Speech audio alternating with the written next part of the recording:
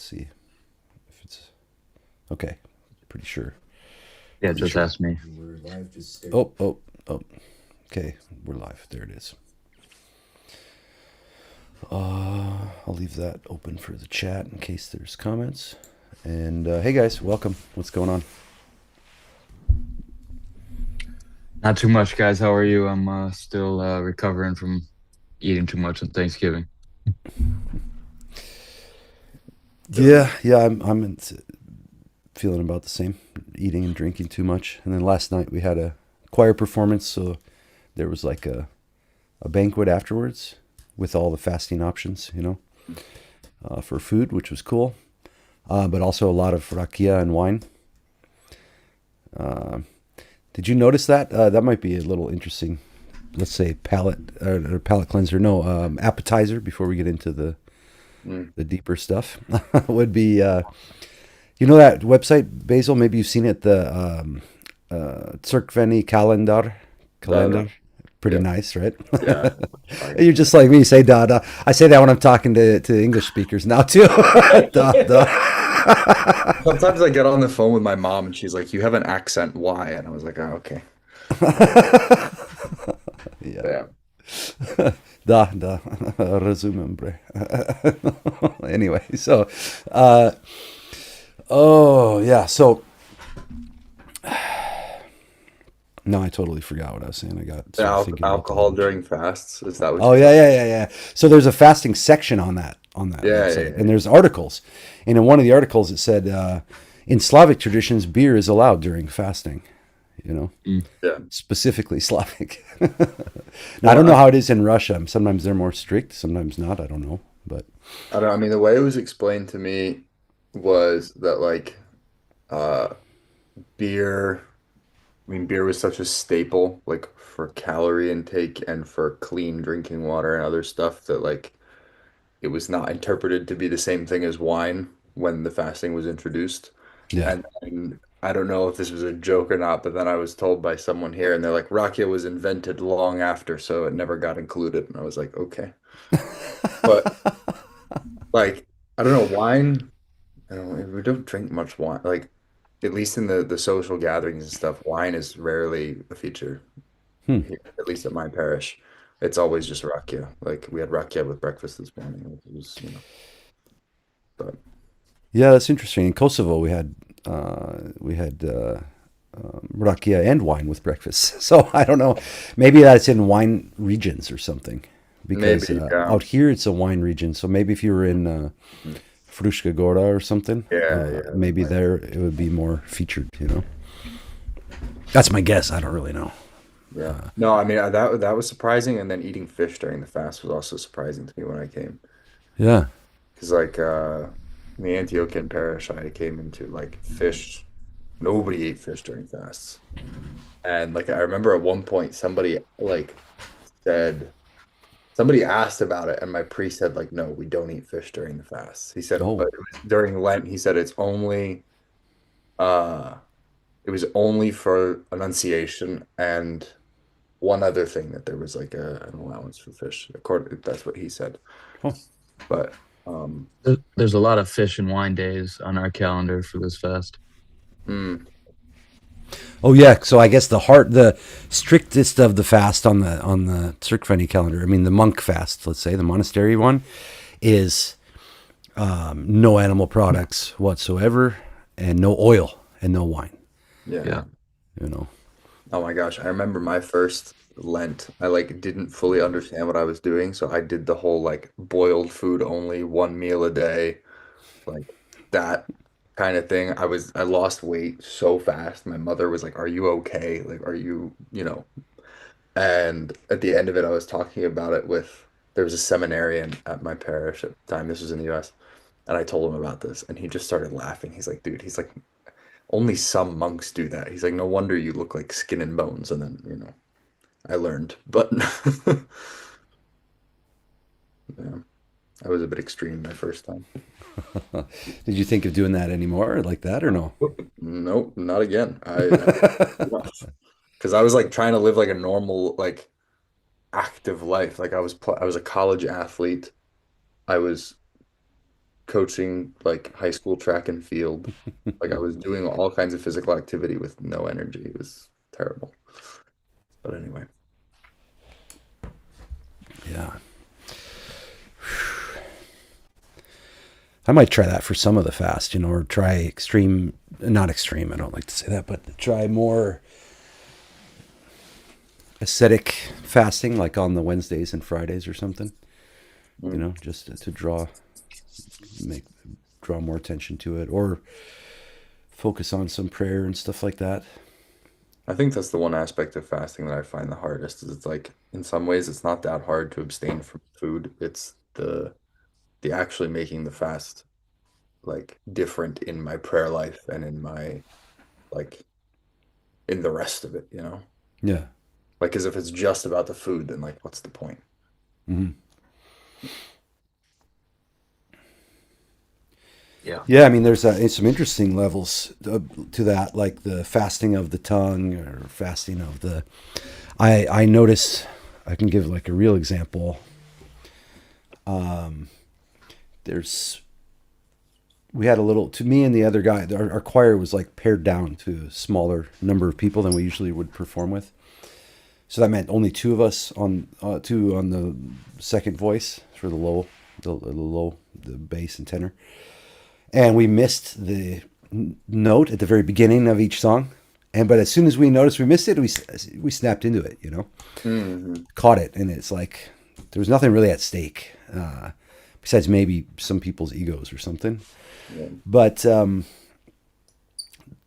I noticed with this particular choir instructor that she just gets like like she's like like what are you doing kind of thing. Um, And then that creates tension in some of us, which is then even worse for the like yeah. next time we're going to perform. It's like, oh shit, Yeah. all these reactions back and forth. And then there was some commentary in the group because then people, of course, post the videos and then everyone gets to see. And people are like, it's not so bad. And we, second and third verse, we were totally fine. But as a result of all that, she had posted something like, someone else said, oh, the horoscope made it weird, or I don't know what she said, some strange thing. And then the choir instructor said, it's not the horoscope's problem that the men can't sing. And I was like, oof, what kind of comment is that? So then I waited a long time. I didn't post out a reaction, but then I translated into Serbian and said, although I guess now I'm thinking about it, I was still I used sarcasm. So I think that is a form of being a jerk, rather than just saying something direct. But I said, "Oh, that's very helpful and kind feedback," Which now I'm thinking, yeah, I did take a little jab. So that's Yeah. what I mean about the fasting is maybe holding back on any expressions until there's a time to really think, like, what am I doing and what is going on? Who are these people? How do I, you know what I mean? Yeah. That's one way to make for me that I think try to practice more nepsis, Mm. during the fasting time. Not like we wouldn't be practicing it at other times, but like you said, how to crank it up just a little bit. Yeah. Yeah. I mean, for a lot of people, vegan, like just going vegan, it can be even worse because it just opens doors. Like then you can eat bread all day and say, "Oh, I'm doing," eat carbohydrates all day, and "Oh, I'm doing the fast though," and it's like, so it's like perhaps there needs to be some more particular specialized fasting, like for some of us for modern day too. It's like, okay, you didn't eat, but you're on your phone all day scrolling, right? Um, so like, yeah, different ways to really make it effective for your particular passions and to really make it a shift in you. I know my mom often like will get off of social media for the duration of fasts. Like she'll get off Instagram, get off Facebook, whatever.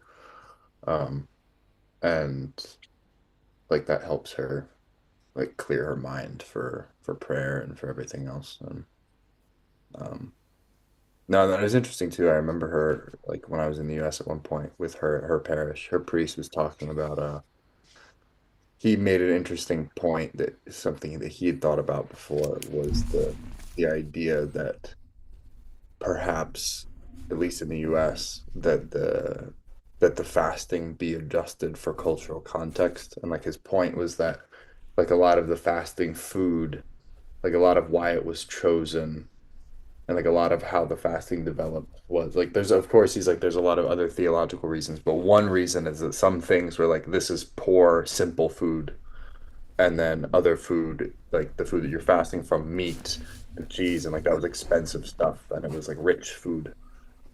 Right. And he was like, in the US now, he's like, there are some vegetables, and like sometimes eating vegan is more expensive than eating like eggs. And well, I mean, eggs maybe is a bad example given what I've heard about egg prices in the US, but like Yeah, right. the idea is like, you could get, you know, Kraft single American cheese slices for cheaper than some vegetables, but like one is for the fast. And obviously, there's other theological things and stuff behind why it's not meat and dairy and whatever. But like, it was an interesting thought in the head. Yeah.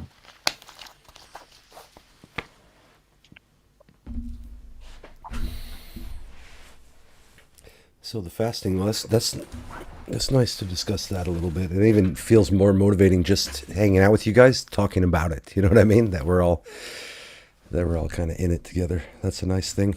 I think that's an aspect of fasting too that maybe even is part of it. That it's like makes me aware of the parish, of its existence, Like, even yeah, if they're well, fasting or not. But thinking about my responsibility to them, and yeah, like in some sense, we're all fasting together. Like we know, and it's yeah, it's a community. It's like it's individual in some sense, but it's also a communal labor as well. And like yeah. we mentioned, like the dinner that you had last night, I guess that was had fasting food. Like I guess that's an example of it. Like you can see that the community's playing it out, like Hmm. as a whole. It wasn't technically an Orthodox event; it was a Serbian event. But Okay. it's like priests are there. It's all tied together. You know. Yeah, yeah. I mean, that's I guess in Croatia it might be slightly different, but like here that they're one and the same. Yeah, yeah. But this is because it's Serbian national minority, basically, and have Right, their right, right, right. groups and their education and keeping the culture alive and the history. And Yeah. kind of a sweet thing, especially Mm. out in the slightly more rural areas. I like it. Get to still feel like I'm an outsider, even though I joined a thing. Yeah, yeah. Was like I guess this is like was how was it being from your guys' like background? How was it entering into like the ascetic side of Orthodox? Want to go first, Garrett? Sure. Probably that started to happen for me, and I'm still maybe just barely entering that on some level. But Yeah, I mean, like none of us are monks. I'm not, sure. yeah. But I understand that it's the whole thing is ascetic. The religion itself. That it's not only an aspect of it, and that I think when I was listening to Father Cosmas and his excellent talks, those Orthodox talks Mm, channel on YouTube and Spotify, whatever. I think there's 83 talks. I've listened to pretty much all of them. Maybe not all the marriage ones or whatever, but through listening to that, I got like a pretty deep education about the various the nature of orthodoxy. And one of the points he made was many times was about struggle, and that he said when he was at Athos and maybe in Kosovo, no, it was at Athos, that one of the older monks would always the only thing he would ask anybody is, "How's the struggle?" That was the only important thing, and you wouldn't ask how are you, how is your struggle, how's the struggle, and hearing that from a million different angles from him over and over sort of put me into that. It was interesting. He also talked about this fake peace that people will have. He called it demonic peace, like with sometimes with Eastern religions, like uh, Indian stuff or Buddhism or whatever, the people have fake peace, or the people who are like dressed up perfectly at church and everything's fine and everything's so light and airy fairy and happy and love and whatever. But that there's no struggle going on, and that the demons don't even pester these some of these folks because they're just completely out of the game already. So I found that interesting, and that he said an Orthodox person who's struggling will sometimes look like someone who just got out of a ring with Mike Tyson for 9 rounds, not at peace, you know. That's good. Yeah. That we're not chasing this idea of peace. I think there can be peace in the midst of suffering and struggle, for sure, definitely, but that it's not the same as like a Protestant prayer circle or something, you know, Mm. singing and dancing. So yeah, I guess that would be where I started to. Actually, I was horrified by some of those talks in the beginning. I was calling my friends who were Orthodox for a lot longer, and I was like, dude, I don't think I can handle this, man. There's no way I make it out of this okay. Like, I'm not going to make it. What's the point? What's the point of this at all? You know? And then I learned that even that is sort of demonic, like the influences, the despair and hopelessness and helplessness and all that kind of stuff. So then the ascetic stuff turned to more like a nectar or something when I would hear about it. Then when I listened to the same talks that I used to feel horrified by, listening to them again, I felt like enriched and nourished by the same exact talks. Hmm. So for me, it's kind of been a thing like that, a process like that. Hmm.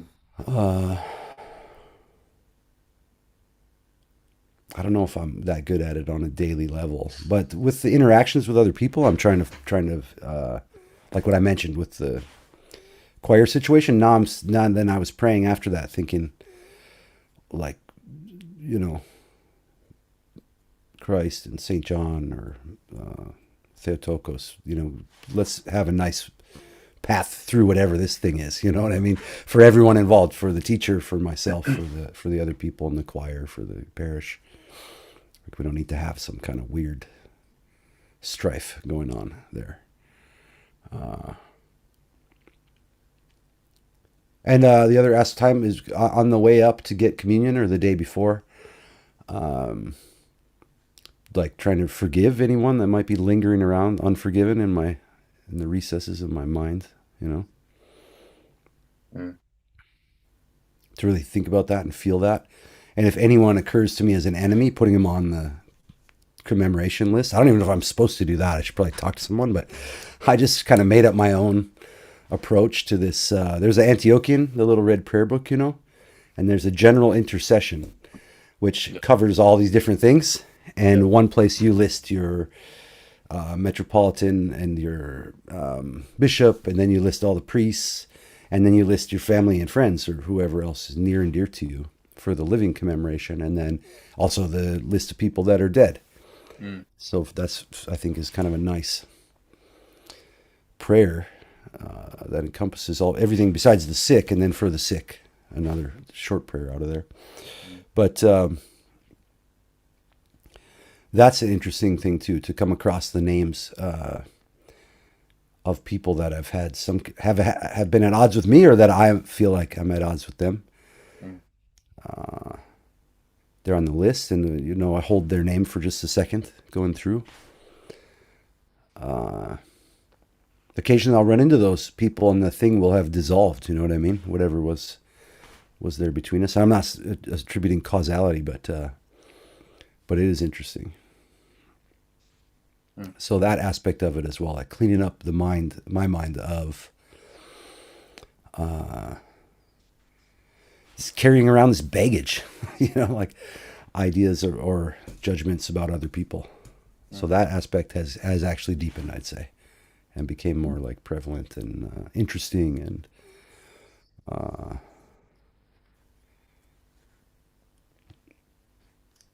useful. I'm probably better at that than I am at the fasting or resisting some of my passions. Yeah. What about you, Chris? Yeah, it's interesting because like fasting was so much a part of like psychedelics. It's like before you take Oh, really? even solo journeys, it's like, okay, I'm gonna fast for, 2 days to to take the medicine, to take the plant medicine on an empty stomach and to be clean and clear. So it was very much a part of that. And then so I got into fasting a bit like in my early 20s, and I saw how like powerful it was for just feeling good and feeling clear, right?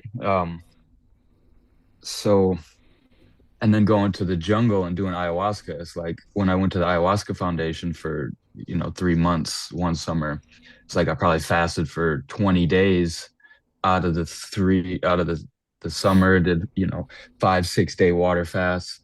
Then I did a vision quest with the Native American stuff, and 4 days no food no water, another 7 days no food no water. So a lot of that stuff, but it was all about me. It was like self-centered. It was for me to feel good, my path, so it was just ego driven, just will, fasting on my own.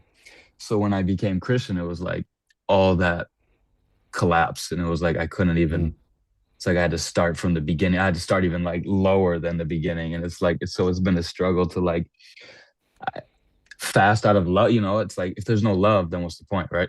If there's no prayer, then it's just.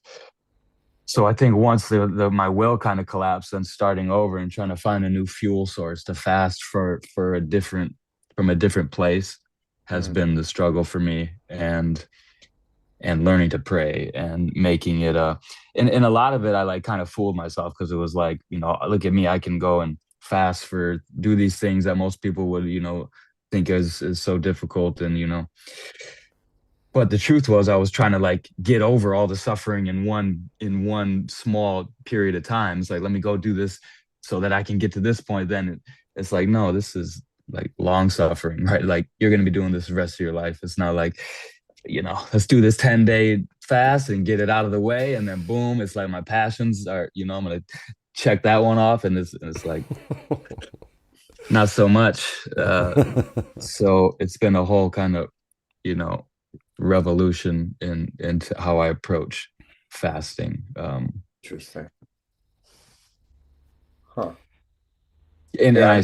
I still make the mistake of like setting myself up for like this fast. I'm gonna attack this fast, and it's like by day three I'm falling, and it's like so it's still just like taking it step by step, and like you're in this for the long run. So there's no like, part of me still I want to get a 40 like a 10-day fast. I want to do these big extravagant things. You know what I mean? I'm in my head. I still want to do a 40-day fast. One day, and it's like just day by day, and Yeah. how you treating your kids. And No, that's interesting. There's a priest I know in the US that anytime anyone ever comes to him with fasting, like concerns and questions and like, oh, I'm struggling with this or blah blah blah, his first response is always do what you can.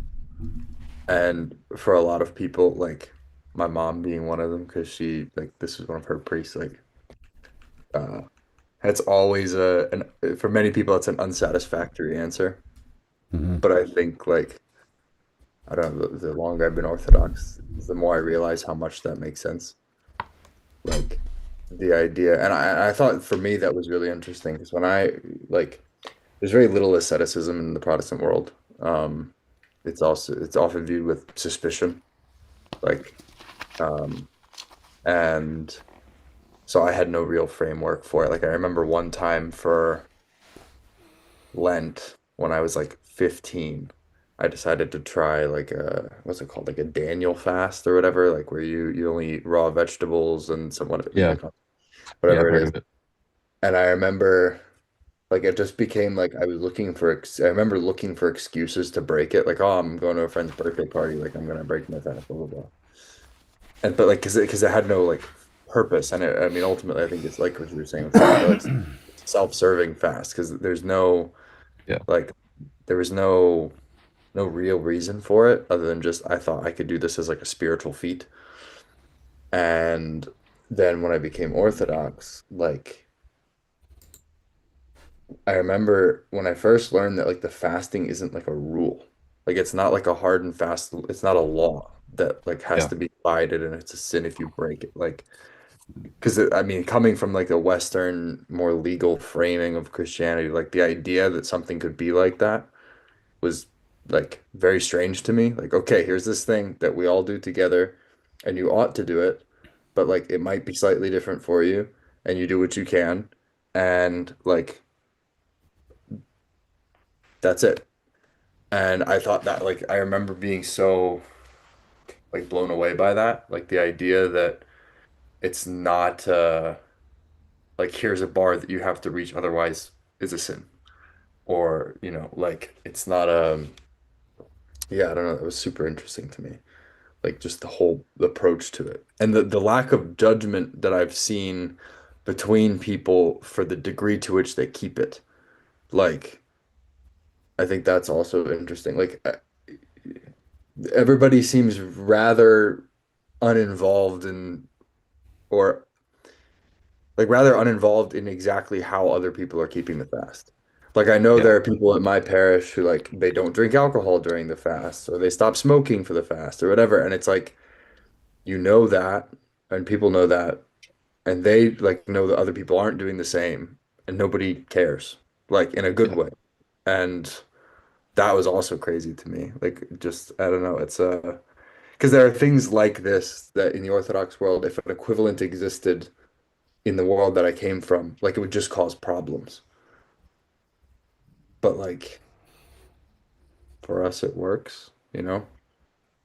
And I think also the one other thing I'm thinking about with this is like I think fasting because it just in the way that there's real no real concept of fasting, or if there was a concept of fasting, it was more about like some kind of self-inflicted punishment than it was about any kind of like true spiritual growth. It was like, oh, I'm gonna take away the thing from myself that I like, and that's what I'm gonna miss for, you know, however long. And because I knew people who would do stuff for Lent, like as Protestants, and it was like, oh, I'm gonna, you know, not eat chocolate for 40 days. And it's like, okay.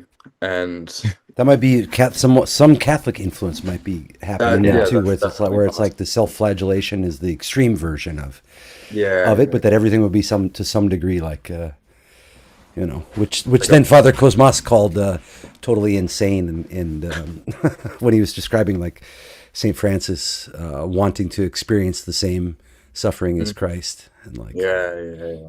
all this kind of Yeah. stuff. Yeah, he had Well, some. I mean, it's the like even the I mean, this is a whole other tangent, but like the difference in the way like the crucifixion is depicted between the Yeah, East and West. Like, yeah, but no, the one last thing I was thinking about with the asceticism is I think also just as there's no real category for what it means to fast in the West or at least in the Protestant world, like there's no real understanding of feasting without fasting.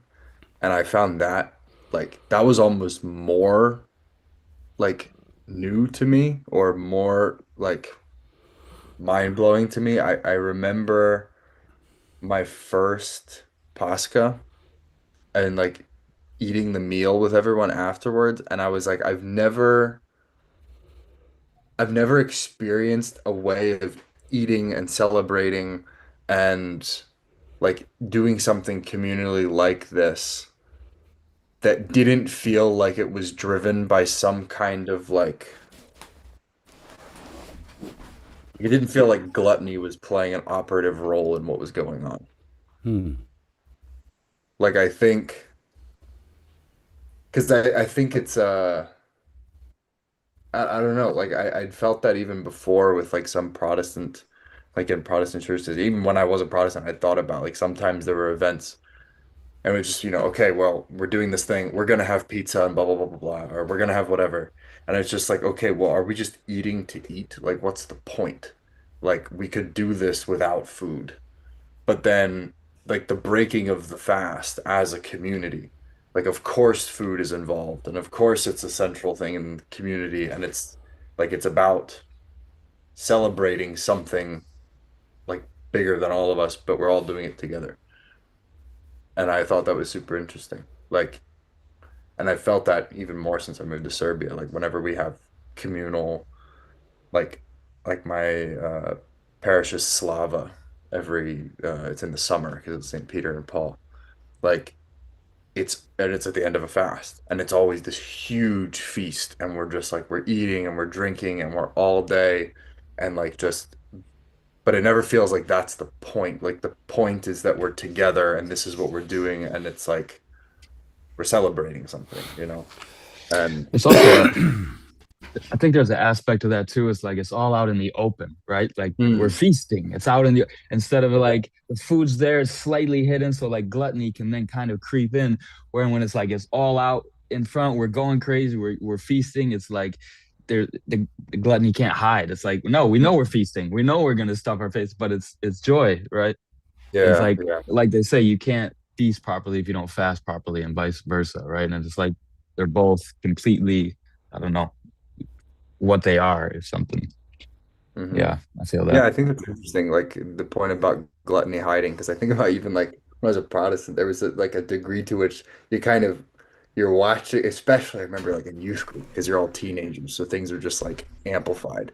But like you're kind of okay, who's like eating all the pizza? Who's like, oh, where'd the soda go? So and so drank all of it, and then I think about like since I've become Orthodox, like you're at the, you know, there's all this food and you couldn't care less who's eating how much and who ate what and who ate the last piece of this and but like that's it's so non-consequential like you know it's interesting.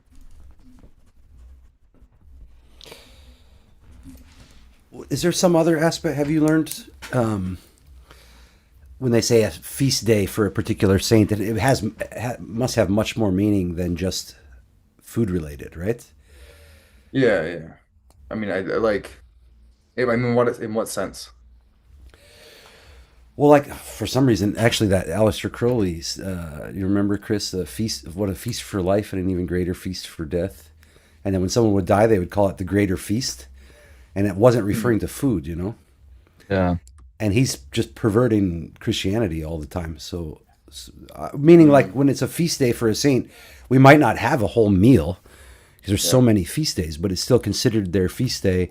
And then during liturgy, maybe there's a little piece that's added on about that particular saint. It, it might be like, well, if you look at what fasting means, it's not just about food, but it's about a Yeah. withdrawal. It's about a withdrawal of the senses. So then a feast would being the opposite of that would be this kind of flowering and this like fully, especially if somebody a greater feast for death. It's like when somebody dies, it's like the totality of them is exposed or experienced or expressed in a way. It's like boom, they're I don't know, they become, written in the book of life. I don't know. Well, I mean, I think something else I just thought of is like with the census thing also is it's because a feast like it's not an indulgence because like Hmm. of the like of the passions or of the flesh it's like Hmm. a like you said I think Chris like it's a flowering of these things that were created with like an appetite and taste and smell and often at feast you have music and it's sound like you have all this stuff but it's ordered in a proper way like Yeah. it's and I think even too like I think about like when St. Paul talks about like I'm not married, but like I can imagine like when a married couple, they abstain from each other for a while for the purpose of prayer and then fasting as well. There's often that component, especially with preparation for liturgy, receiving communion and for sacraments that like when there's a feast, like there's some even within the context of like a family and a married couple, there would be some like reconnection of those faculties and of those senses, but it's not twisted in any way, or it's not, or at least it's not meant to. It's a celebration of those things. Um, I think you guys were definitely hitting the nail on the head there. I found like a greater definition of it here. It says feasts in the Eastern Orthodox Church are designated dates on the liturgical calendar that commemorate saints, holy events, sacred objects, or angels, observed through special hymns, divine services like divine liturgy, all night vigils, and sometimes even strict fasting could be a part of a particular feast. Hmm. And it says they sanctify time, reenact salvation history, foster communal joy, spiritual joy, which we talked about. And then that every day of the year honors at least one martyr or saint. So that's also interesting. And then there's the hierarchy of Pascha, which is the feast of feasts. Then 12 great feasts, which are 8 events in Christ's life, and then 4 of the Theotokos. That's also beautiful. And so they mark where we're at in the year and in the liturgical calendar. And then other major feasts, circumcision, nativity, and beheading of John the Baptist, apostles Peter and Paul, exaltation of the cross, are outside. And then there's minor feasts, daily commemorations of saints or events, elevated if coinciding with Sundays. And then it said the Latin of feast was festus, meaning joyous, emphasizing ritual participation in Christ's mysteries via Eucharist, processions. So we do those processions on those certain ones. Blessed foods, family gatherings, post services, and then the movable feasts contrast fasting periods. So it says, Well, I mean, yeah. Anyway, that was just a little bit of a examination of it. Yeah. something that made me think of is like, I guess, I mean, technically speaking, like with the full liturgical cycle, every feast day, like the, there's communion every feast day. So in some sense, like every feast day, the true food is being eaten. Yeah. Like, so it's not necessarily wrong to connect the idea of feasting with food if, like, I mean, that's the pinnacle of celebration. And if that's happening every day, then It's happening, I suppose, every day in a minor way. And then when we have the great feast, then it's like, yeah, yeah. everything's a little more triumphant. And like, then you're eating with a group instead of just eating at home. There was a really I'll have to find it and send to you guys. There was a really interesting talk I listened to the other day, given by I don't know if you're familiar with Deacon Seraphim Rollins. He used I think he's Richard Rollins and then he recently became a deacon. Yeah. And he gave a really cool talk about like I don't remember the title of the talk, but he talked a lot about he mentioned kind of this feasting idea. He talked a lot about like sacred time and what it means for some days to be holy and others to be mundane. And it was really really interesting. And one of the things he was talking about was like the idea of feasting and um like how he's tried to make that a point in his family's life of like reestablishing like sacred time and feasting being a huge part of that. Um, and it was interesting. He like went on a little tangent, and it's something that I've learned to appreciate since I moved to Serbia, this kind of thing. But he like went on this small rant and this thing about how he's mad about the fact that you can buy blackberries all year round in the grocery store in the US. And then he made some reference. He's like, because everybody knows, he's like, you have one time of year to harvest blackberries, and if you don't eat them all by Michaelmas, then the devil will come and get them. And everybody like laughed, and he's like, but this used to be like common knowledge. And he's like, but now the machine gives us blackberries all year round. And um, And everything else we want. yes, yeah. And I thought that was super funny because I realized like since living here in Serbia, like things are so much more seasonal. Like right now, the supermarket is potatoes of 3 different colors and onions of 3 different colors and cabbage and carrots and like a few other things, you know? And then the spring and the summer, you have cucumbers, you have tomatoes, you have like, so I don't know. I think the we're disconnected from sacred time. We're disconnected from the seasons. We're disconnected from everything. That's something I kind of miss about Minnesota was the cycle of the year was undeniable. There was no not being aware of it. Like that for the first 20 years of my life it was that. It was so distinct. I remember like viscerally the moment at which I'd reach my hand out the window of the car. And when spring hit, it was like there was a definite physical change in the air. And you know that, Chris, in the Midwest, but you guys all know that. But it was like, I was like, it's here, I could feel it. Yeah. And that meant summer was on its way. and Yep. like, and then summer with the humidity and the mosquitoes and whatnot, and like, and then the fall was that. Then the fall you could feel coming the same way. It was this distinct slap in on the skin, and the rain, even the rain in the spring and fall is different quality and character to everything. And then the But I winter, think, that harsh winter, and it was yeah. Sorry, go ahead, Chris. yeah, no. But I think back to the food thing. I think that's why Americans in particular are so. I mean, do they even sell probiotics in Croatia and Serbia? No, you don't need 100 billion probiotics because we can get any type of food any time of the year.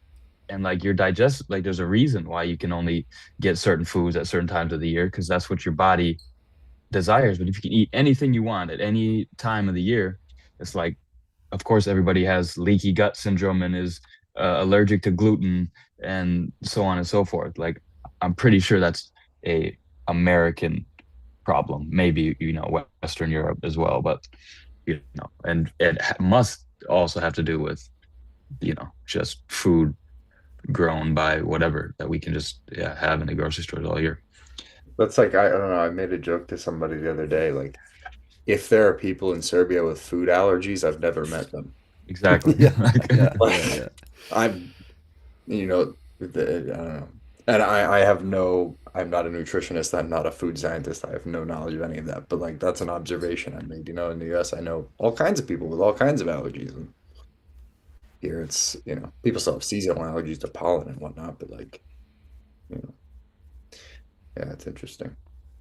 another thing But no, to I think go, like, go ahead. well, I'm gonna just go on a tangent again. Back to the, you asked me about fasting early on, and it's funny because I realized, for before you drink ayahuasca, we would do purgative Mondays. So we would essentially drink like a toxic plant that pulls toxins out of your system, and we would drink a ton of water to throw that up to clean out your whole digestive system. So that's part of shamanic practice, is just cleansing through purgatives. Mhm. Um, so before you would take ayahuasca, you would always do a purgative before to throw up and to clean the stomach out. Um, and then I realized when I became, you know, Orthodox, is we do the same thing, except our purgative is confession, and our Mhm. Eucharist, our communion is not ayahuasca, but you know, the Eucharist. So, and that speaks to the old law versus the new law as well, because Christ basically said it's not what you eat that defiles you, but what comes out of your mouth, what comes out of your heart, right? It's like, oh wow, so that ayahuasca essentially, although it is Catholicism mixed with paganism, it is still essentially, you can kind of just see the split between like this Mhm. gross purgation and this gross, technically Eucharist versus something more refined of confession and the body and blood. Yeah. Um, anyways, No, tangent that's there, great. but it's on my mind. Well, there's also like there's a weird like just hearing that I'm think like there's a very it's a I'm trying to formulate my thought on this. It's like it's interesting that it happens through like vomiting. Like that it's not like a cleanse that ha it doesn't allow the body to it's not a natural um it's not a natural way of expelling Hmm. toxins from the body. Like our bodies have a function that we were given by God. And so like we throw up when something is like deeply wrong, which I think is interesting. Like that's the gateway to getting to this point of like taking this is to it's like this trying to it's like doing it on your own, Like you're cleansing it yourself in your own way, not in the natural God-given way. I don't know if that makes sense, but Like Sure. you're kind of forcing something to happen too, right? yeah, like Yeah. it's like not thy will but my will be done. Like hmm, that's really interesting.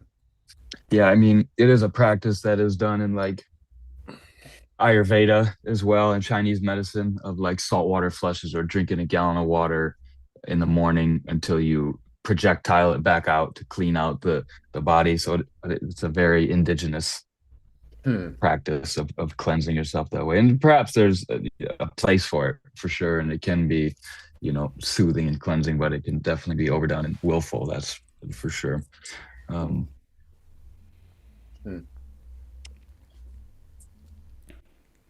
Yeah, I mean, because like this is a weird tangent to keep talking about throw up, but like I mean, also like our bodies are capable of that for a reason. So it's Yeah. not to say that's totally unnatural, but like it's just the thought that struck me. But I once knew a guy who this is a very off topic, but it's just I knew a guy who like was physically incapable of burping. Hmm. Like whatever it was, like whatever the muscle is in your system that allows like that loosens enough to allow air to escape. Like he lacked like it's a neuromotor thing. Like it lacked control, so he would either throw up or just get like bloated. So he couldn't drink anything carbonated. He had to be careful when he was eating. It was the weirdest I never knew that was a condition. That's like I that's remember one time he interesting. had like a sip of water, not realizing it was sparkling water, and then for like an hour he was just like in discomfort. And Wow. yeah, That's wild, man. Never heard something like that. yeah. But he had gas on the other end then too, I suppose more than the average person. I have no idea. I mean, if it's got to get out somehow, no? I right, wonder if it right, pushed, right. just works its way down then. It must, I guess. Hang We can upside down for a little while, make it go faster. we can try and track him down for the next episode of the next stream. Yeah. We'll investigate this mystery further, folks. Oh. Oh man. Stay tuned. Yeah. Um, Well, just okay, so wanted to go ahead. yeah, Go no, ahead. you go. No, go. No, it sounded like you had something there. I was just going to say, um, I don't know how much longer we'll go, but I wanted to touch on the title of the stream, which Yeah, was, right. and we can kind of like tease that for the next time, and then maybe we can even sort of think and come up with some small Right. points or something to bring up or to dive into next time. But that would be about the Kabbalah and its relationship to Protestantism, Mm. and then maybe some whatever kind of occult topics. I know it could be interesting for people because whether it's occult people watching this or listening, it'll be interesting for them to learn more about Orthodoxy. And I think it would be interesting for some Orthodox people, not like suggesting anyone needs to learn about the occult, but it might also be interesting to know what, to hear from Chris and myself, and then from your perspective, Basil, whatever you would want to ask. What the aspect of it that I think is fascinating is that everything, the way humans organize themselves and form groups and do practices, it's always some kind of mirror image or perverted image of the church. Mm. Now, this makes total obvious sense. If everything was created through Christ, of course, everything then is some version of the church or the hierarchy or whatever. But to really see it in practice is kind of fascinating. Like how psychotherapy would be like a inverted or perverted form of confession with no normative authority. Just artificial authority, for example. Or in the occult, how they're doing this similar rituals, but like you mentioned, it's inverted to my will is what's important rather than God's, or to force some spiritual forces to do your bidding, basically. Yeah. Mm. Well, I'm interested in what you got from it, Basil. But listen, I wish I would have listened to the talk I sent you again for this, but perhaps we can kind of go through that and then have more to talk about next time. But Because I didn't when I watch it yet was either, so I can watch it this week as well. But yeah, when I was, in the occult, I was obsessed with the Kabbalah, and just took for, I just took it as a given that it was older than Christianity, and then you actually start looking at it, and it's like, it's not that old. Even modern day Judaism is newer than Christianity. Like, that they didn't practice what they did like they do now prior to Christianity. It's a new thing, not very old at all. And like the Zohar was written in the 13th century.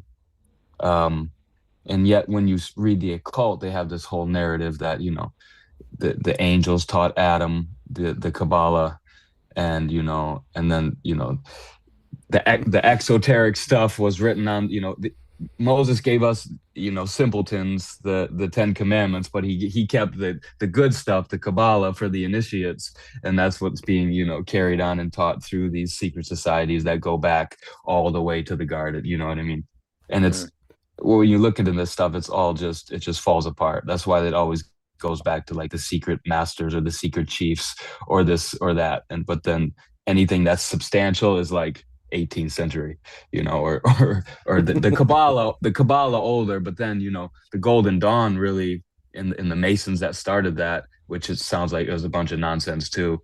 The stories that they have about where they got the manuscript to start the Golden Dawn and this type It's of all stuff John is Dee and Edward Kelly stuff. It all goes back to the Enochian tablets from the museum.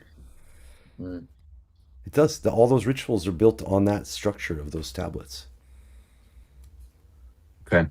Yeah, that and it seems like that, and then yeah, like pieces of Gnosticism, pieces of this and that, but nothing coherent. It's all just a bunch of, you know, and all of them are Masons. It's like all the occult schools are just, offshoots of some more esoteric version of Masonry. Mixed with some Egyptian stuff here. The Enochian stuff is huge in it. Um, yeah, like yeah, it's not as mysterious and all that stuff as it seems once you actually look at it. And but yeah, I don't know if you guys want to. I could say more, but No, I mean, I was thinking about, I mean, there was so much I was thinking about with all of that, but like I thought one of the interesting things, especially this whole idea that like older is therefore better or like more trustworthy or more valuable or more powerful or what more whatever. Like I think uh there's almost some remnant of that idea to me, it seems, in like especially the like American, like shall we say, like not, I don't like not this my point's not political, but like an American, like the right wing, like trad movement type thing, there seems to be this like because this is the way it was before, ipso facto it's better. But then it's always like a weird time that gets picked, like I don't know, arbitrary decades, like the 40s or the 50s or something, I don't know. But like it's this weird like appeal to the past purely because it's in the past. Mm-hmm. And like I think there's good reason to appeal to different points of the past, but it's not just because it's old. Like, Yeah. Yeah. and I think sometimes that approach, I've seen that way of looking at things or talking about things, and then also like I don't know, there's so much about the whole the connection between Protestantism and stuff because and the Kabbalah stuff, like especially this whole idea of like especially how it connected to like Zionism and things like that, especially like dispensationalism and whatnot, was fascinating. Like, because it's so interesting, because so much of what was talked about, particularly like in that video, in that like talk, was like so much of it I recognize, especially the discussion of the Protestants, but I had no idea where it came from. Like, and then talking, I think at first I was a bit skeptical, like seeing all of this, like, oh yeah, this, it comes from this Kabbalah thing, and I was like, until he started reading the article by, was it um Austin something. Anthony of Westgate, I think, wrote Anthony was, the yeah. yeah, yeah, yeah. Where it was like showing, okay, this person knew this person and this was the publisher and this whatever. Like I was like, okay, wow, this really is like, I see the connection, especially the Judaizing elements of Protestantism. Like I saw that, especially when I was a Protestant, there was this kind of like I could see it even then. There were these weird, like the people who insist on referring to Jesus as Yeshua, or like I they know put why do like people do that. the tetragrammaton in their like Instagram bio and stuff like that. And I would see that, and I even remember when I was a Protestant, I was like, what? Why? Like, what's the point of doing this? Like, it's not like people treat it like it's some kind of magic word. Like if you call Jesus by his Hebrew name when you're praying, like he'll listen better. It was just this weird, like I don't know. I always thought it was really strange, and I think also it's interesting because some of the stuff, like especially and dispensationalism as well, because I was always outside of that too. Like I remember always like thinking the rapture and that kind of thing was a really weird. Like I always thought that was weird. Like especially Mm. like I'd hear stories of people saying, "Oh, when I was a kid, like you know I once woke up from a nap and my parents had gone out of the house and I thought they'd been raptured away." And I'm like, "What?" Like I had no like category for that because that was just foreign to me. Like I didn't grow up in that form of Protestantism, and Yeah. so. But then other things like the sola scriptura and this idea of like extracting some kind of esoteric true meaning behind words and whatever, and the appeal to the Hebrew language or the original language, like the people who are, oh, well, the Greek means. I'm like, well, are you like, yeah, you may know what a modern English dictionary says that that Greek word means, but like, did you live in that language and culture, like, to know what it actually means? Like, because I've interacted with non-native English speakers who don't comprehend the full meaning of an English word, and they live in the same culture as I do. Like, Yeah, dude. it's, Yeah, yeah, yeah. Even you in know, different parts of the U.S., you could oh have yeah, you like we talked about this. I don't know if it's the same in Pennsylvania, but in Minnesota and Midwest, you have up north, which it means specifically like these particular woods and lakes, in Minnesota. But if you're in Hawaii and you say up north, it has no connection to that at I, all. yeah. For me, up north is Massachusetts. Like. Right.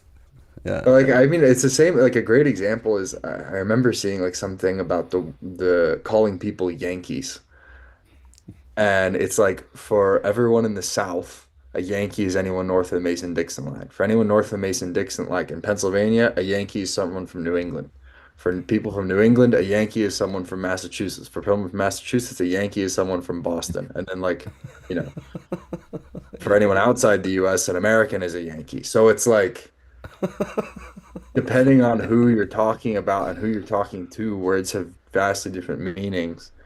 And like I remember that was something that was mind blowing to me about Orthodoxy was like uh the way that the difference of interpretation of singular passages of scripture doesn't conflict at all.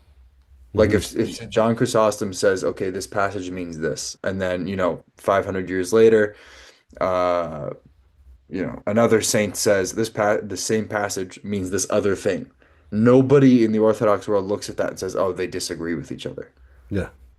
Like, I mean, sometimes if they're contextual, like if they actually are debating something or discussing something, sure. But like the idea that what this text can mean for this pastor who's shepherding his flock in the fifth century is a little bit different than what it means to the pastor who's shepherding his flock in a different country, different language 500 years later. Like that doesn't upset anyone, and that's not a problem for anyone. But like for the Protestant, it's like, oh, well, this isn't like the true meaning behind the text. Like, because that's That's how, because the true meaning of the text is that it's a liturgical document. yeah, That's yeah. meant that it's supplemental to Well, that the is church and the tradition because because Yeah, Christ is the church. So then all, go ahead, go ahead. Sorry, I didn't mean to cut you off either, but and that was good. I was going to say also that speaks to the fractal nature of what the Bible is, and that's like the Orthodox phronema. That's not just this literal,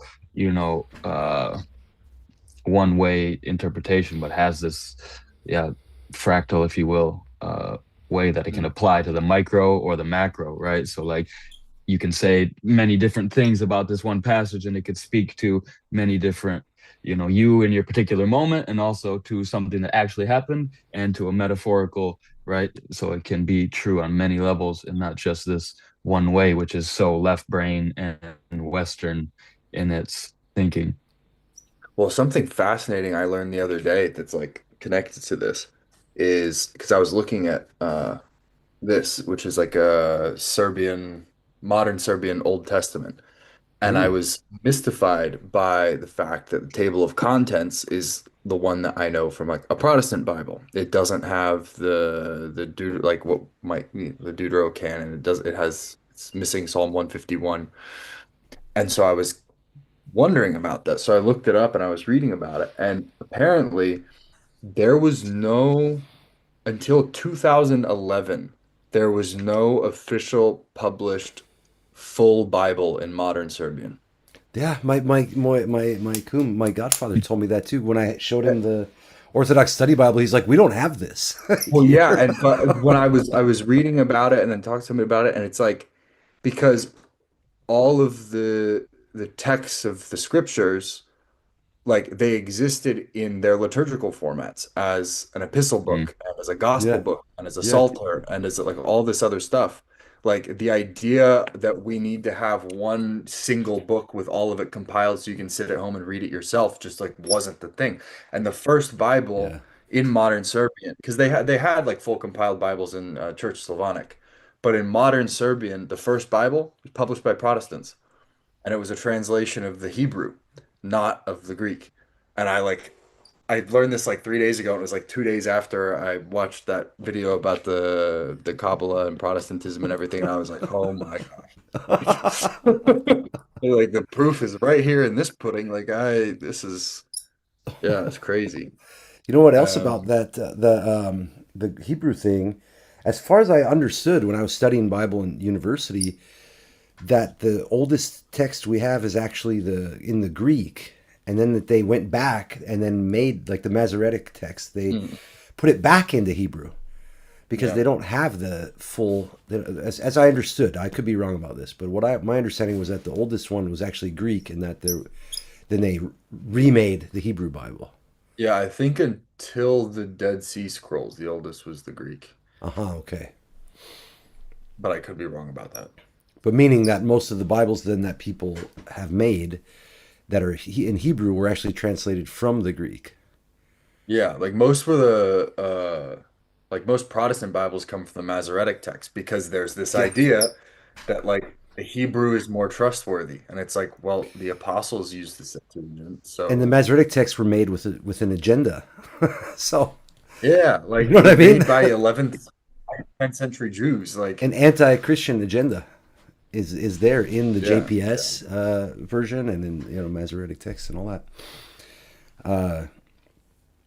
Not to be accusatory or anything, but just to say like that's they're gonna when there's a question of how to word something or interpret something, and I don't remember any examples from when we were studying it, but it was definitely clear that when something could sound like it's talking about Christ, they would obscure it just a little bit, but doing that over and over and over through the translation yeah. so that you could Well, make I mean, it. I thought it was interesting too, like, because some passages even read totally differently in the Greek than they do in the like the Protestant or like the Hebrew translations.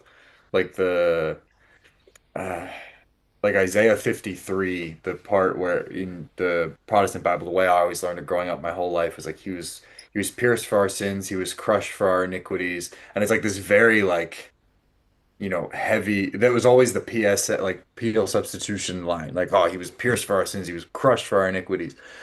And then in the Greek, I don't remember exactly how it reads, but it's really different. Like it's very like it was like he was bruised that we might be healed, and something like this. And I remember the first time I read it, and I went to my priest because I was a catechumen. And I said, "What is going on here? Like, why is this?" Because I have my Orthodox study Bible. I was like, "Why does this look so different than what I know?" And then he told me more about it, and talked about the difference between the Septuagint and blah blah blah. But yeah, and it was really interesting. Like um, and even I mean, that was so this whole thing about the scriptures and the canon and everything. Like, it was so. that was probably the most instrumental thing in my conversion to Orthodoxy was my becoming disillusioned with sola scriptura Hmm. because like that was so foundational to everything I believed. That was I think I was blessed in the fact that that was the first thing to go. Like the first thing from my Protestant understanding of the world that like I no longer believed was sola scriptura. And because of that, like everything else came crashing down with it. So it was like when I went to like when I decided, okay, I'm going to be a catechumen, like it was this weird thing where I remember having this conversation with like a Protestant, and he asked me, he's like, oh, he's like, so I heard you're like, you know, like doing this Orthodox thing or whatever, because he was from the Protestant church that I used to go to. And I said, yeah. And he said, like, what does Orthodoxy believe about X? Or you know, he said, what do you believe now about X topic? And I don't remember what the topic was, but I remember my response was, I don't know, I haven't learned it yet. And he goes, what do you mean? I was like, well, I believe whatever the church tells me to believe about this, but like I haven't learned that yet. And he was like, well, what do you like? He couldn't conceive of the idea that I would trust someone else to like teach me sound doctrine. Like, and but that was how because that was how it happened for me. It was like, okay, well, clearly I can't trust myself. So whatever it is I'm gonna believe, like my it just came down to like I trust the claim of the Orthodox Church to being the pillar of the truth more than I trust myself to understand the Bible when I read it. And so whatever it is they have to teach me, I need to learn. And so it was very like, yeah, it was really like everything came crashing down, then I had to rebuild it. But the whole thing with the scriptures and the canon or whatever, like it was just like when I saw that sola scriptura didn't work and I saw that these arguments about the canon didn't make any sense and blah blah blah, I was just like, okay, well, you know, that ship has sailed or sunk, depending. Suck, I love it. Like it's just, but yeah, and now it's like especially the comparison to magic and the way that like Bible verses are taken out of context and just used I've been thinking about so much since this Kabbalah thing, like the way that some Protestants, and you know, I love many Protestants dearly, but some of them use Bible verses like Harry Potter spells. They just like throw like First Timothy 3:15, like yeah, Oh yeah. and it's like that's not. I don't know what you think that's going to do. Like I, like you know, I'm just gonna start throwing back James 2. Like James, you know, it's not gonna change anything. Like it's not. But yeah. Yeah, it was divorced from the that's a lot of times the Protestant stuff is divorced from church history and obscure, or Mhm. church history is obscured or just completely ignored entirely. And there's the Yeah. idea that the Bible just, like I think you said last time, and I've seen other people say it too, that it just kind of, God just handed it to us complete, you know. Here it is, just go print it out, you know what I mean? Sent the file at least. And, Yeah, Well, it's my Syrian priest always used to say Protestants treat the Bible like Muslims treat the Quran, and I was like, that's true. yeah, like Like, it's uncreated. Yeah, they see the yeah, Quran. yeah, yeah. Like So when the first chapter of the Gospel of John is talking about the Word became flesh, some of them think it means the Bible. Like, yeah, yeah. So there's the fourth part of the fourth person of the Trinity. Yeah, walking around. But yeah, if that's there's that book by Father Stephen DeYoung, The Religion of the Apostles, where he's mm, describing, you know, from what resources are around, what they must have been doing, what the practices were mm, before there was even the whole thing written down, and that most of the people couldn't read anyway, and that mhm. I mean, so a person could conceivably, and I'm not saying don't read Bible, but I'm saying a person could conceivably become Orthodox and do the whole thing without ever reading Bible on their own. Right. Not saying they Yeah, I should. mean, I'm not think saying about it's how many good or saints anything. we have. Yeah, I just mean like it's totally within the realm of possibility. It's all available. Right. It's all there, which is fascinating. Yeah. Yeah, And well, then oh, go ahead, sorry. I thought you were talking to Chris. I didn't know if it, Well, I'll say something. Yeah, even in that idea that like the Bible is this thing that was handed down by God. Like, what did I say earlier that they thought the Kabbalah was literally given to Adam from the angels? Like, like we here. made this So cool set of correspondences. Yeah. right, yes, oh yes, exactly. Um, and just by having it, just by having the knowledge and the words, you're Yeah. somehow powerful and transformed. And it's like, and I think I just by reading that stuff, it almost does that. It's just like just by reading the occult stuff, you think you're like you have power now or something because you know this stuff that not everybody knows. It's like it literally can like inflames the ego in that way. And I see like the Protestant. I don't know much about Protestantism in general, and in my mind, like the occult and the Kabbalah stuff is like totally even further from Protestantism in a way than Orthodoxy, in the sense that there's no mysticism in Protestantism, where occult is like all about getting, experiences and stuff like that. But at the same time, they have this very deep connection, especially some parts of Protestantism, right? So yeah, Yeah, it's there is that. interesting. There is that. What is it? The charismatic thing has sort of elated emotional states that could be confused with Oh yeah. spirituality. Well, and then The they have the whole like, inflamed by the Holy Spirit or whatever. Yeah.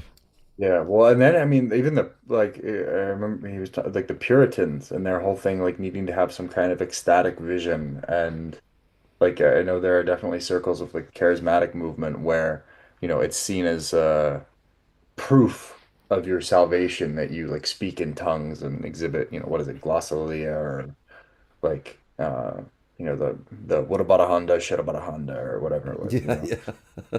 and like um yeah, I don't know, it's you definitely get some of that in the Protestant world, but I think a lot of it is this like I think the stronger connection is this weird, especially with I guess Western mysticism and esotericism and stuff, is like this Judaizing component.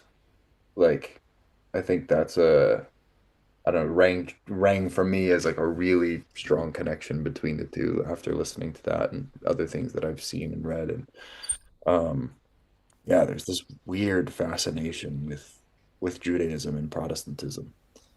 There was And that Ted Cruz and Tucker Carlson interview. Did you see that one? yeah, I saw that. That part when Ted Cruz is like, "Well, it says right in Genesis that we're supposed to support Bless Israel." Israel, and yeah. And Yeah, and you, Tucker's like, "Well, you think that means the same thing as the yeah, nation state now?" And then he's like, "Well, it says right in the Bible." And Tucker's like, "Where does it say that?" Well, I don't know. But he it's doesn't even know why. Okay, he knows why, but yeah, that's a different thing. That's a different topic entirely. Those payola behind the scenes, but or blackmail or whatever it is, as the case or combination of the two. But that is indicative of that idea. Like, and no one stops to think like, basically, you would be enabling heresy. I don't want to call. Yeah, I mean, but it's basically what it is. You're saying that we're supposed to support people who think that our religion is a joke or a lie. You mm. know, that the whole story is not true at all. Well, I mean, even I just thought of this now, but like, it's a funny coincidence that besides besides like the Muslim world, the only part of the world that like circumcises everyone is Protestant. Hmm. Like Europeans, Catholics, Orthodox, like that's not a thing here. Yeah, But and like, apparently they use the foreskins for like really expensive facial creams and products and stuff. Do you know about this? I've never heard of that. No, It's wild, dude. But it was that brought. sounds like some wild, like blood libel type, like or like Yeah, it's on. There's even clips. I mean, we could find one, but where on the Ellen show where she has a woman on talking about this, and Ellen oh, forces the woman's hand to say what's in the freaking cream. I mean, and that's we know nuts. Ellen's, bathing in baby's blood, behind the scenes with Oprah and Obama. So, and now the foreskins too. I mean, come on, the conspiracy just came full circle. Come on. We're gonna be talking about spirit cooking soon. This is Oh like yeah, look up what happened to Anne Heche. That was the Ellen's girlfriend. That's pretty dark, actually. It's really Oh sad, but man. yeah, it all does connect. But yeah. Anyway, we don't need to go go that direction. See, the Serbia's starting to rub off on us, Basil. Did you ever look up or hear about these Serb conspiracy theories, dude? There's oh my some. gosh, there's that woman Yelena something. Yeah, yeah, Oh my gosh. Talks about like the Serbs building the pyramids and like yeah, yeah, dude. wild, like everything the memes accuse Albanians of doing, she's doing for Serbs. It's Yeah, yeah, it's awesome. like I saw one thing the other day and it said it was like, did you know that Christopher Columbus was Serbian and his real name was Kolumbusevic? And I was like, all right, I'm done. But Ah, it's yeah, great. no, to get back a little bit back on track, but Yeah, yeah, yeah. I think I mean just that was like I think something too that's interesting is I've seen like reading about the lives of some saints. Like, especially I've noticed if there are times that I've gone on like the Wikipedia pages of saints, like Yeah. about saints, and there will be sections about anti-Semitism. Ah, interesting. Like Saint Nikolai Velimirovich, there's a section for him. Saint John Maximovich, St. um, John, even. Whoa, weird. uh, Saint Saint John of Kronstadt, um, like a bunch of these like early 20th century, late 19th century saints. Like if you go on their Wikipedia pages, there will be whole sections about how anti-Semitic they were. Even St. John Chrysostom, I think.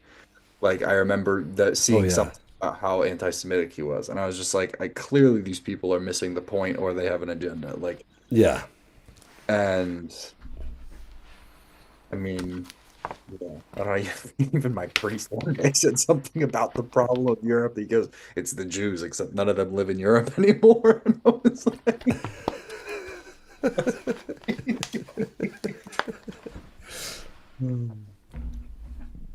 but yeah, Yeah, I mean, people fall into a trap, just like they do with when they want to make everything about race, too.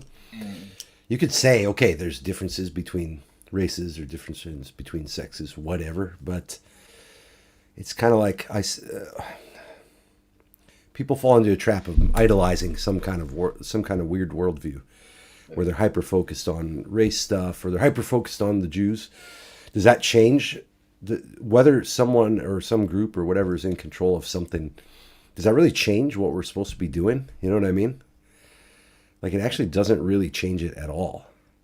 And uh, then people get into this thing, man, and especially whenever it's Orthodox people too, but whenever people start quoting Old Testament and they seem a little angry, I'm like, nah, dude, I don't know if that's, I don't know about that. Like, like it's like Pulp Fiction. Ezekiel 25:17, like it's like they think they're going to be like that. Uh, God's going to come correct things with his justice, and I will be an arm of it. You know what I mean? Like, have you well, I seen mean that? These that's a guys? oh yeah, but I mean that's a whole other rabbit trail that we can go down of like the idea of what justice is. Yeah. Like, because oh my gosh, is that different for me now than what it used to be? Like, um, and but no, I mean I totally get what you're saying. Like, I think it was something I found, especially like since I before I became Orthodox, I was hyper political. Like, I cared a lot Hmm. about politics. Like, I wasn't. I never like I was never registered with a party in the US. Like I was always very, kind of like before it was interesting. Before I came to Orthodoxy, I was super deep into like Christian anarchism. I got into that for a little And time. like I was super interested in that and like because it was this like the shiny thing that promised to like given me a way to understand everything. Yeah. I think that I was looking for, I eventually found an Orthodoxy. But like um I don't know, since I've become Orthodox, like I think I've cared less and less about politics in like the day-to-day sense because I've had this thought like it doesn't matter who I live under, who my government is, what like that doesn't change anything for me. Like Hmm. what I have to do and what I'm called to do and what I'm meant to do, like I that can be done anywhere Yeah, and that's the any. cool thing about the duties. Where there was somebody that maybe I copied it. It was a quote about the papers, about the news. Oh, maybe I didn't keep it. One of the saints just basically saying that what's in the news is just a total waste, or even worse, that is damaging and satanic and all this stuff, and to not Mm. put it into you. But I can't find it. I don't see the.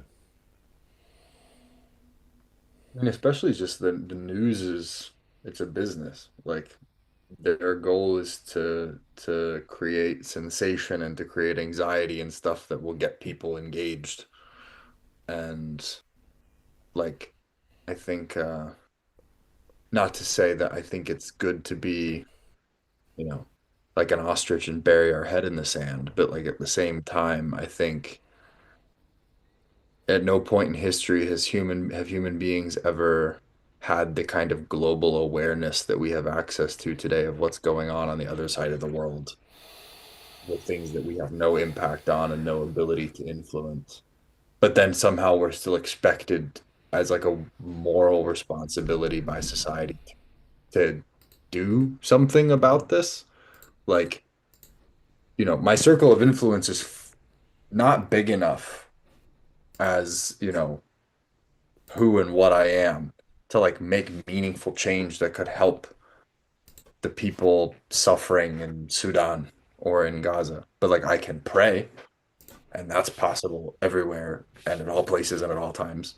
Yeah, And, yeah, that's like such a beautiful thing. Yeah, it does something. Like, and I thought that was one of the biggest things. I mean, everything was big when I came to Orthodoxy, but like the idea that prayer could be so like that's the best thing that one could do. Because like I remember somebody I seen criticism from Protestants about Orthodox monastics and saying all they do is pray every day. And it's like, oh, like how is that a criticism? Like that's literally the yeah, best thing you could. And it was coming from a Protestant. It was like, they're not. And this, I've seen stuff about like the fall of Western monasticism in the Catholic world is they just became like glorified nurses and doctors and teachers. Like they're not like there are some in the Catholic world who live like, our monastics do, but not many. And like, you know, that's I remember my priest when I was being catechized told me, he's like, if it weren't for the prayers of the church, the world would cease to exist. yeah, dude. I heard about this too. Like that, the Like, whole of creation. Yeah, yeah, it continues because the liturgy keeps being served. Like, and ultimately it's prayer and offering of sacrifice. Like and um yeah, I don't know. I thought that was so interesting. And so like, yeah, with the news, it's like, it should just be we should pray about stuff more. And like that's something I realized I've started to try and do is like if I see like a news story or I see something, whatever, like I can't do anything about a flood that's happening on the other side of the world. But if I quickly like, Lord have mercy on them, like maybe it's better than nothing. I mean, it's the best I can do. it's totally fascinating, dude. There's two talks. I'll put them in our group on WhatsApp, but on Father Cosmas, that Orthodox talks things. One is called. Let me take a look here. It's two of them about prayer and how to pray, and it was just simplified, but also really mind blowing to Mm. comprehend the wholeness of it, or a little bit more of the wholeness of it. Orthodox talks prayer. There we go. Let's see.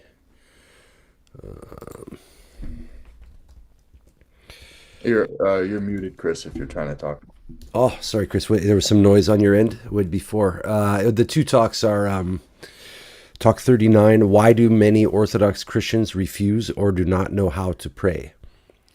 And the second one is Talk 40, advice on prayer. Does it have to be so complicated? And I remember those were just like, it was just so many moments of I'm grabbing something. new awareness of this, of what prayer is all about.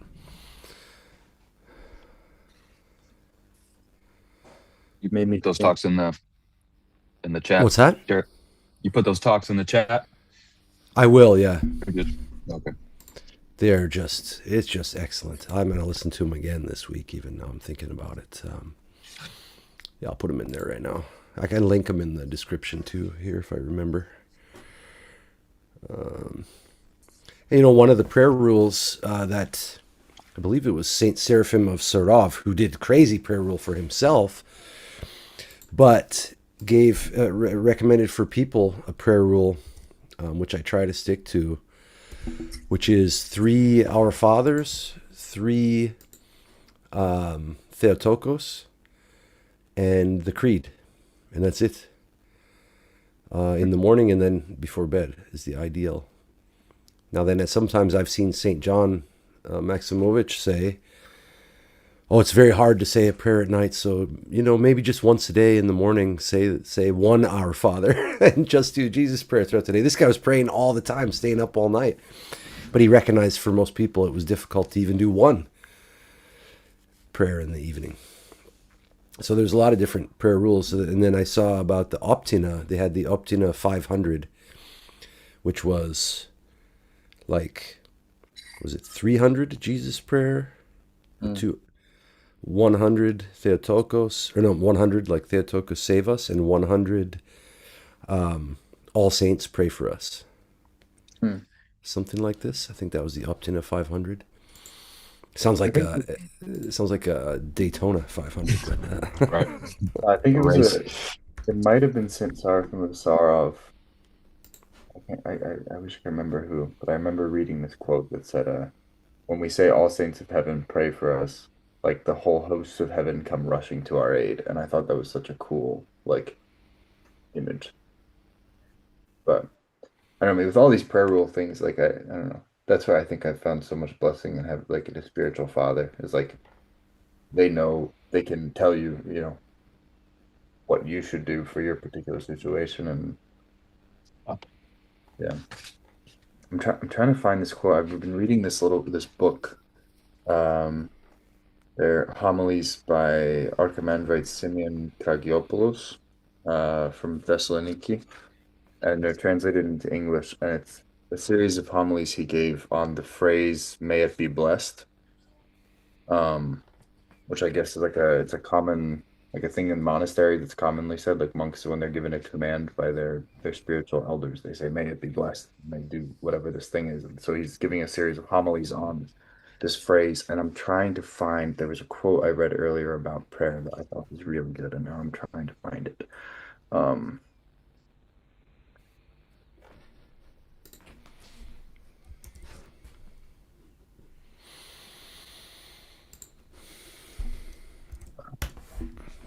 I found the exact Optina 500, which was slightly more complex, but it would be maybe an interesting thing to just do once, to go through it all. And it was a few other things added, but it was each day we read 1 chapter from the Gospels in order, beginning with Matthew and ending with John. 1 chapter from the Gospels in order, and 2 chapters from the epistles, beginning with the Acts and ending with the Apocalypse, with the last 7 chapters of the Apocalypse read on the same day. Thus you will read through the whole New Testament every 89 days.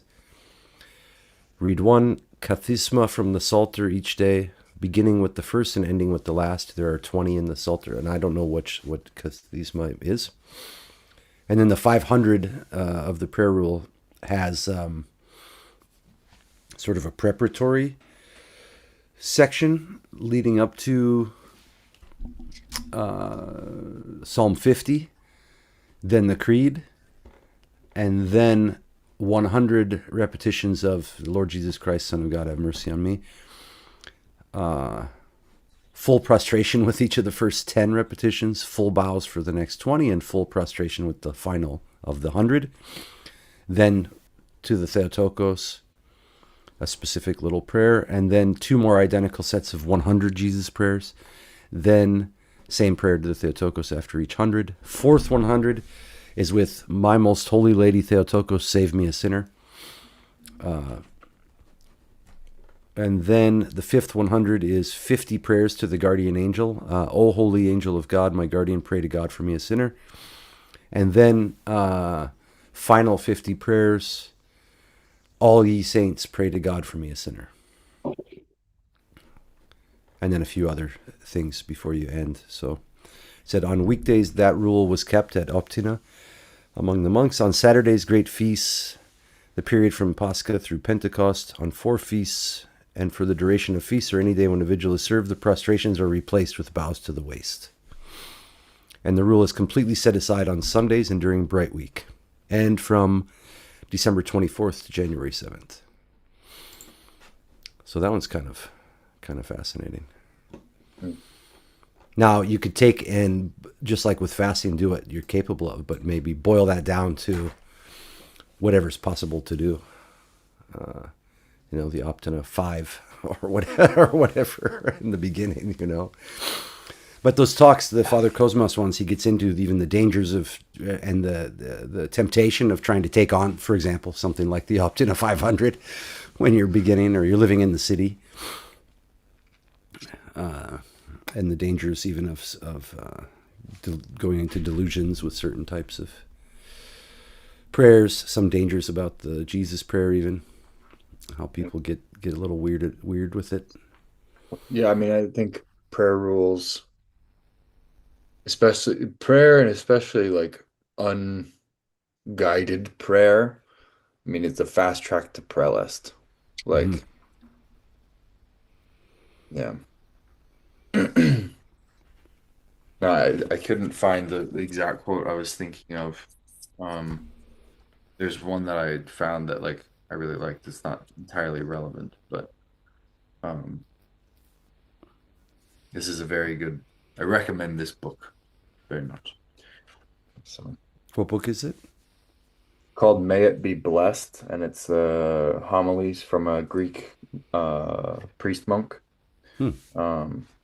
Translated into English, and no, it's interesting. It's really good. Like, I think the thing that I thought I was thinking the quote was more relevant than it is to like what exactly we're talking about, but I don't know, I think still Go ahead and read it anyway. good. So he talks about talking about this phrase "May it be blessed," and what it means, and he said for example, one day someone might fall into sin, take a fall, and then naturally he struggles, has difficulties, is worried, and at one moment he might say, May it be blessed, oh my God. Here, may it be blessed doesn't mean may it be blessed that I fell. It doesn't mean that the fall was a good thing, but may it be blessed that now that I have been called to face this difficulty, to be humbled, to strain, to apply pressure, to struggle, to repent. One has to do many things, and it is natural to react in lifting some sort of cross now and then, some sort of yoke. Yes, he always feels a difficulty, a strain, but he says, May it be blessed. And if you say, May it be blessed, like it's supposed to be said, it is finished. Everything is finished. From that point, the soul is settled and can make new progress and a new beginning. That's great, man. Thank you for reading that. I feel like I heard that before. Funny. Same here. Something very similar. It sounds like yeah. I read through some of the Philokalia, and when prayer really hit me, it was like, yeah, I think one simple sentence: prayer is the highest intellection of the intellect.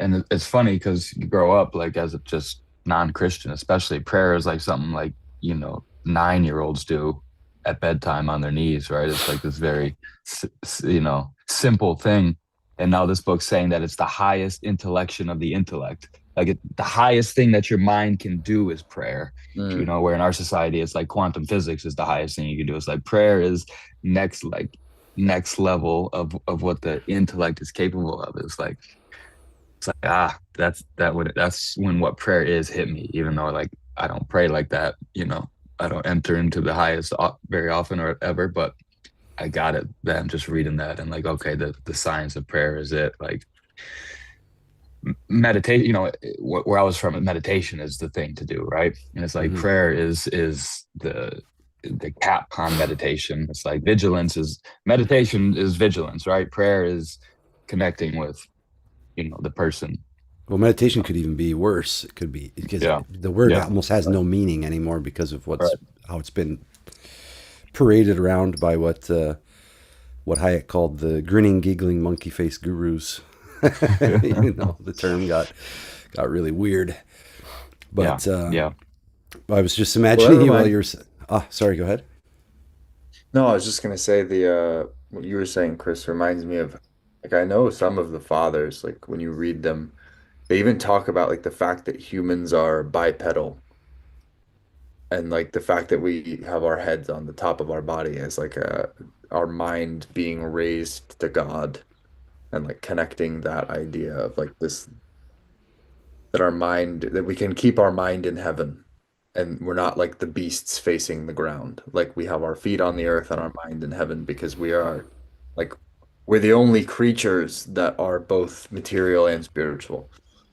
And that our intellect and our nous are like the things that connect us to the spiritual. And so prayer, especially if it's prayer that's communing with God, like it's raising our mind to the highest place. It's not only is it the highest activity or the greatest use of that faculty, but it's putting it in the highest place it can go. Oh, is Chris gone? Yeah, the call dropped on him somehow. But I followed what you're saying. And I think it follows from what he mentioned. Father Roman Braga, you know about him? Did you ever come across him? The Yeah, Romanian yeah, yeah. was in the torture camps. Mhm. Just a radiant guy, and he was mentioning, of course, read the prayers of the saints and the different prayer books, whatever it is. But like he said, to remember to pray like little kids who are saying. Oh, thank you, God, for this sandwich I'm about to eat, and that mom and dad are here right now, and thank you for the really fun slide today at the playground. You know what I mean? Like, but this, Yeah, yeah, you can feel like, oh yeah, how do I forget about that? You know what I mean? Like, there's that level of this sort of innocent appreciation. yeah. Just so basic, like, oh, this is cool. This is a great cup I'm drinking from right now. This coffee today, wow. Like just it's, sort of the presence of Christ in all things that I think kids are automatically tuned into, unless they've been traumatized out of it at some point. But Yeah. Yeah, I mean, I think when we truly understand what it means when we say that God is everywhere present and filling all things, you know? Like if we truly believe and understand that, then that is the most like wild thing that we could say. yeah, that was something Cosmos said about prayer, that there's no way you can go to prayer without God being there with you. Mm-hmm. That prayer is Him meeting you at that moment in time. Yeah. Like, so then when I'm praying, or when I remember to do it, or I have the energy to do it, or whatever, then I also like to say something like, "Oh, like thanks for bringing me to do this." Like and I saw some prayer by a saint. I can't remember where now, but it was like a prayer about the prayers you're about to do. Like a prayer to set up for the for the next prayer for your prayers to be heard, or something like that. And I thought of like the monk, sitting in there 20, 30 years into it, and they're like, wait a second. I'm not praying about the praying, penning that one for us. But All right, should we wrap it up here? yeah, we should. This was nice. This was a nice, felt like we're three dudes out for a walk, or hanging out in the woods for a little while. It's pretty cool. Keep talking. Yeah. Didn't get anywhere with our original topic, but Yeah, people, that was in the title of the stream said that, so we'll see. what if anybody says anything. But we can get into some of that next time. And whatever ideas we have, we can just dump them into that WhatsApp and then see what comes out of it.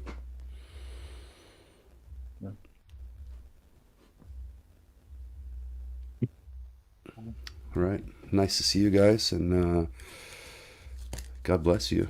And we'll talk again on the WhatsApp, and then hopefully again next week.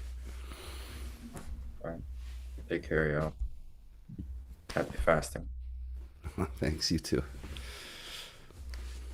See you, Chris. I was on mute. Happy fasting, guys. Take care. Thanks, man. See you.